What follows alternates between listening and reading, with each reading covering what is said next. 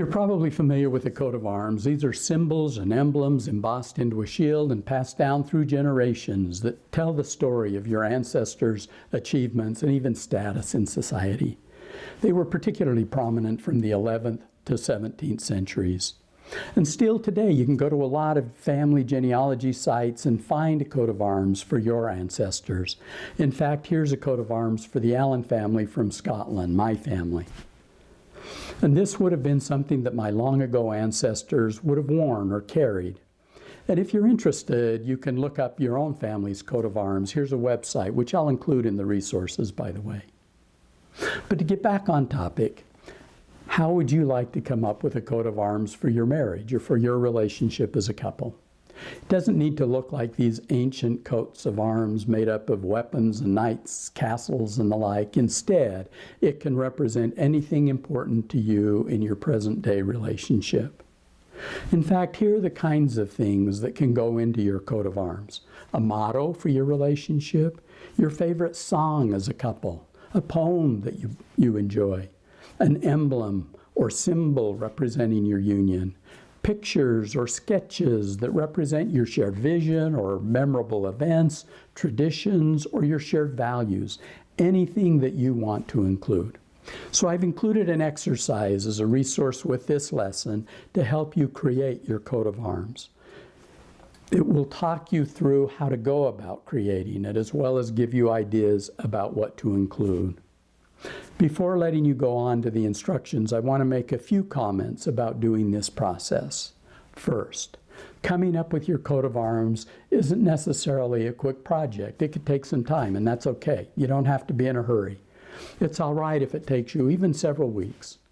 Most important is that you create something really meaningful to both of you. And when I say that, I'm not only talking about the final product, but even the process of creating it. Second, I recommend that you work on it as much as possible as a couple. It needs to feel like our coat of arms, not your coat of arms by the time you finish. Know that this can be potentially challenging if you both have strong but opposing ideas, or if one partner takes over and plays a dominating role. Of course, it's okay to manage more of the details, one person, that may make sense. One of you may take the lead. But it's important that you both participate. It's also possible that one or the other of you is more artistic or may even have a more natural interest in the project. But I do want to say, don't leave your partner out. Make sure that both of you have input and spend some time working this together. And use the skills that you've learned in this program as you communicate and design your coat of arms. A third comment I want to make is that your coat of arms doesn't have to be a work of art. It's okay to come up with ideas and design something that's good enough. Frankly, some people are not as artistic as others. I've tried to help you by giving you some step-by-step instructions that you can download, but you don't have to end up with a Rembrandt. More important than the artistry is that it be meaningful to each of you. Finally, although you can put your final product on any kind of surface you want, I recommend that you put it on a piece of foam core board.